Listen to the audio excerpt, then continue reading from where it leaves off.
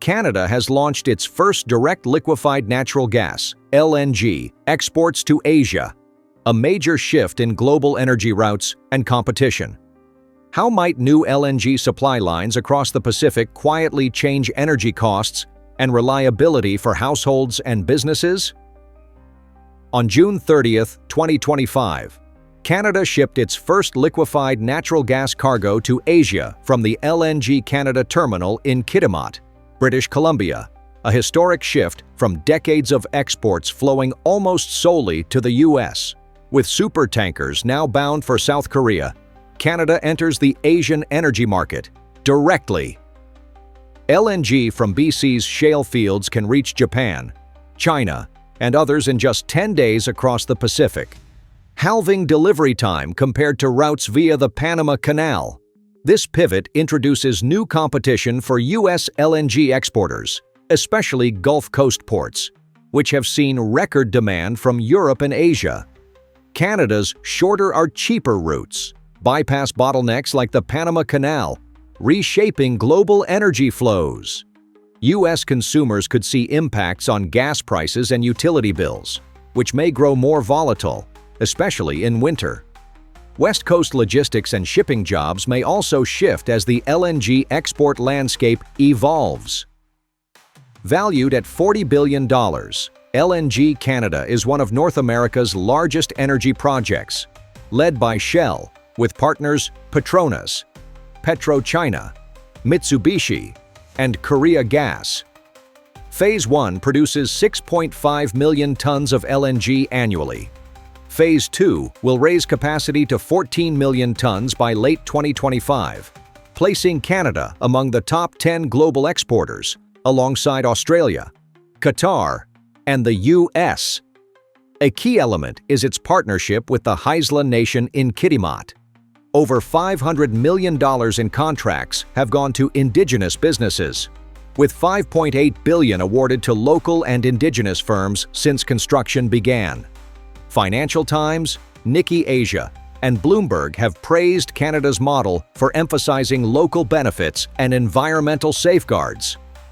With global investment pouring into Canadian energy and major contracts supporting Indigenous and regional firms, U.S. competitors may need to rethink how they engage locally.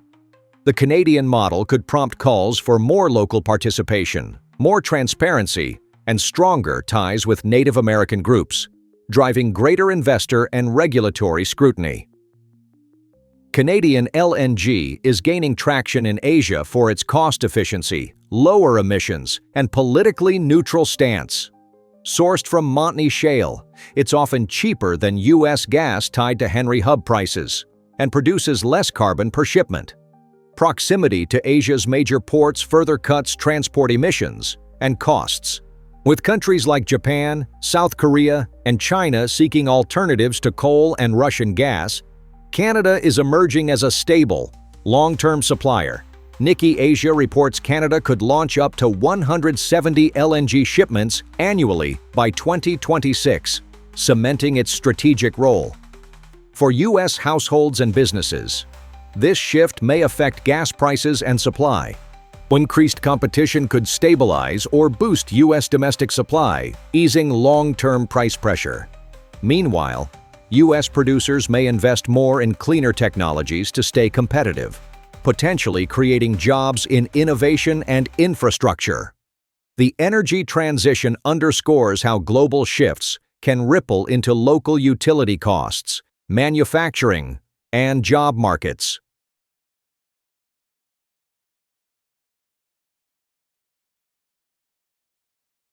China's Huawei launches a groundbreaking personal computer, marking a pivotal shift from American tech giants while expanding its digital independence. Will a new era of self-sufficient technology redefine how global users connect and work? Huawei has launched the MateBook XP Pro, its first PC fully free of American technology, running Harmony OS Next, an operating system built entirely in China, without Windows, Android, or Google code. Unlike earlier prototypes, this is a commercial product. Windows share in China has dropped from 82% in 2020 to 72% in 2024 as demand for local alternatives grows. Huawei's challenge to Microsoft marks a shift toward digital sovereignty and reduced reliance on U.S. platforms. For American users, this signals a changing global tech landscape. As Harmony OS Next gains traction, U.S. firms may see declining influence, affecting jobs, innovation, and cross-border tech use. Compatibility, collaboration, and data security across platforms could also become growing concerns. Harmony OS now runs on over 800 million devices, from phones and tablets to TVs, cars, and PCs. Its microkernel design boosts security, cuts RAM use by 29%, and starts up 32% faster than Windows 11. It's fast becoming central to China's digital infrastructure. Thousands of Chinese developers are working to grow the ecosystem and narrow the APP gap. As Harmony OS expands, Americans may encounter more products using it, affecting device compatibility, software choices, and app availability. This shift could create challenges in integrating foreign tech, prompting users to rethink their device preferences. Huawei's Harmony OS avoids U.S. cloud platforms, relying instead on its super device network, which links Huawei smartphones, PCs, and tablets, transferring a 2 GB file in just 2.7 seconds. Already used by major Chinese banks and government agencies, Harmony OS is seen as a critical national asset. However, it runs exclusively on Huawei hardware, locking out non-Huawei users. This could deepen tech separation between the US and China. As Chinese systems grow more self-contained, American businesses, travelers, and tech workers may face challenges accessing data, collaborating, or using familiar software in China, reshaping international business and the global tech market. Huawei has invested $4.3 billion in chip development and operating systems, surpassing Xiaomi and Oppo combined. This bold move has drawn quiet scrutiny from U.S. giants like Microsoft, NVIDIA, Amazon, and Adobe. The key question: can China's sovereign OS reach nations under Western sanctions or those seeking alternatives to U.S. tech? If so, it could disrupt the global tech landscape and spark both opportunities and uncertainties. If Harmony OS expands internationally, U.S. firms may face tougher competition and shifting alliances. American consumers and businesses could see changes in pricing, product access, and data privacy. As global competition grows, more attention may turn to where and how devices are made.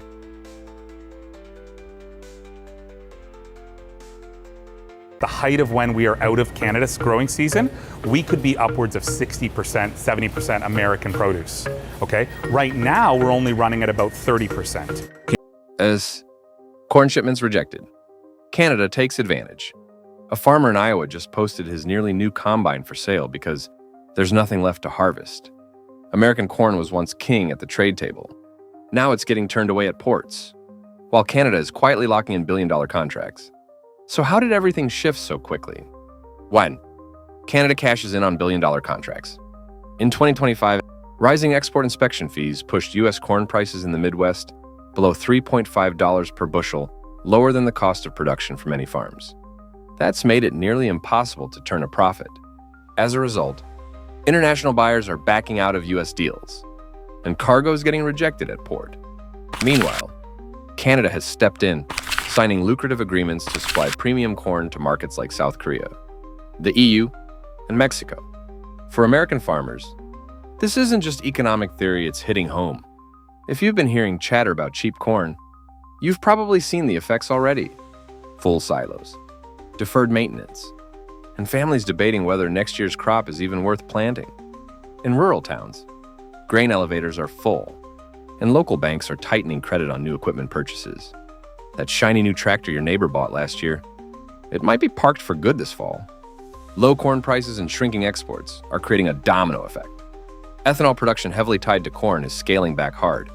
According to the U.S. Energy Information Administration, more than 25 ethanol plants in Iowa, Nebraska, and South Dakota have reduced output or temporarily shut down since early Q2 2025. If you or someone in your household works at one of those plants or hauls the grain that feeds them, you've likely seen reduced hours or the threat of layoffs.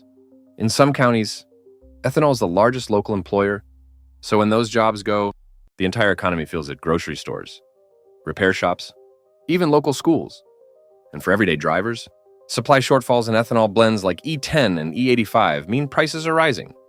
A fill-up that cost $2.8 per gallon last week could be $3.10 today. A 30-cent jump that adds up fast for commuting families.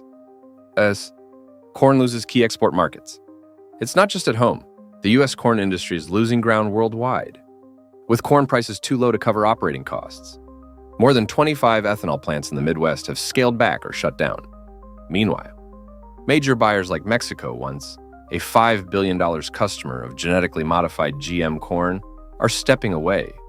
Their Congress just passed a ban on planting and importing GM corn, citing environmental and health concerns. Losing Mexico, the second largest export market for U.S. corn, leaves farmers stuck with full silos and nowhere for cargo ships to go. If you live in states like Iowa or Illinois, this means your local farm community is staring down another risky harvest.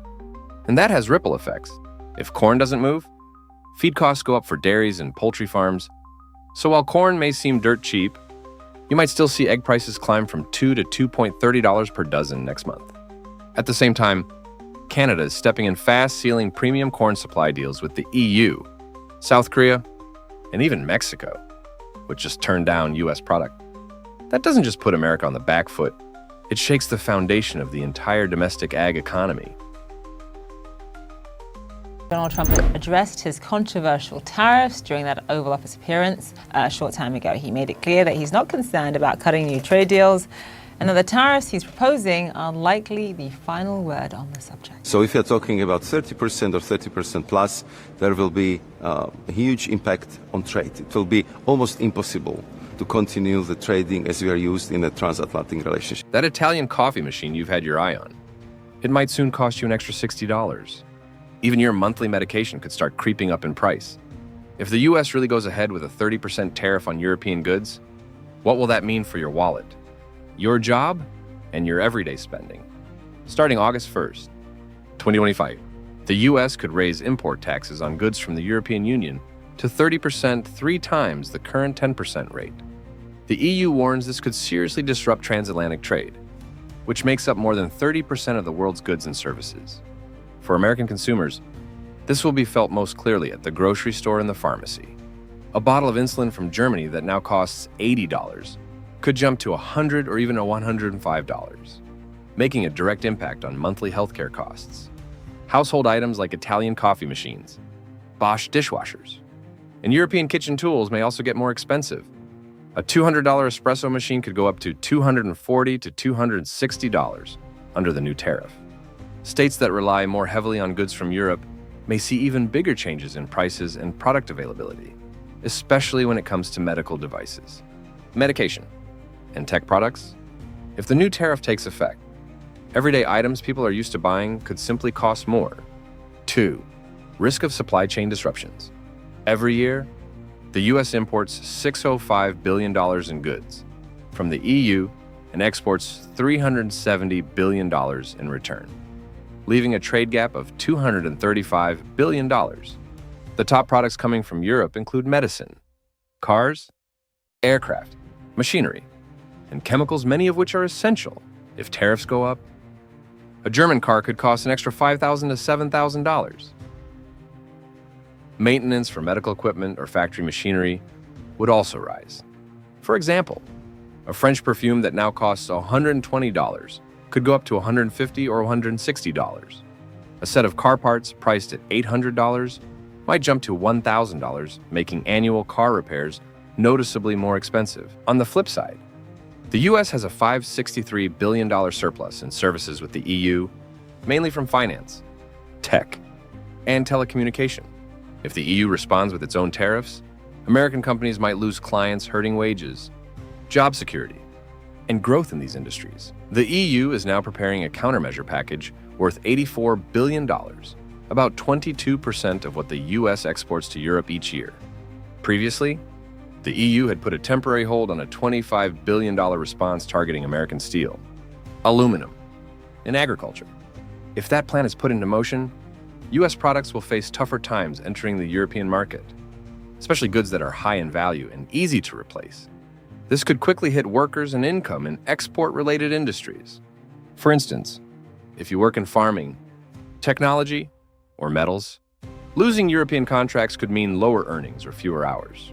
A steelworker in Ohio could see quarterly bonuses cut by 10 to 15% if their company's exports take a hit due to higher tariffs overseas.